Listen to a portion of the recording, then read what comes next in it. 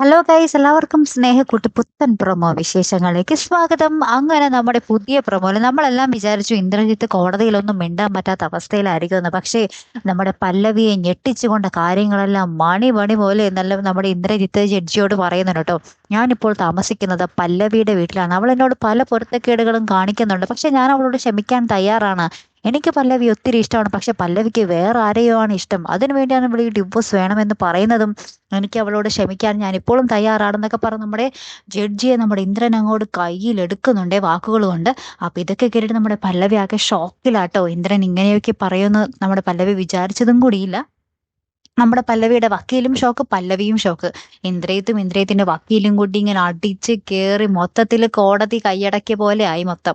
അങ്ങനെ നമ്മുടെ ജഡ്ജി ഇങ്ങനെ ഭയങ്കര ചിന്തയിൽ ഇങ്ങനെ നിൽക്കുന്ന ഒരു നിമിഷങ്ങൾ തന്നെയാട്ടോ. നമ്മൾ ഡിവോഴ്സ് കൊടുക്കുമോ ഇല്ലയോ എന്നുള്ളതൊക്കെ ഇനി നമുക്ക് കണ്ടു തന്നെ അറിയണോട്ടോ. എന്തായാലും കാത്തിരുന്ന് തന്നെ കാണാം. അപ്പൊ അടുത്തൊരു വീഡിയോ വരുന്നത് വരയ്ക്കും ഗുഡ് ബൈ.